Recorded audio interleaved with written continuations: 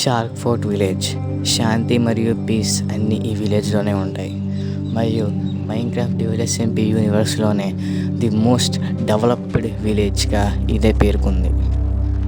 So ఈ విలేజ్లో మొత్తం విలేజెస్ అందరూ చాలా సంతోషంగా ఆనందంగా ఉంటారు. ఈ ప్రపంచంలో హైటెక్ సూపర్ హీరో సూట్స్ అనేవి కేవలం వీళ్ళ విలేజ్లో మాత్రమే దొరుకుతాయి.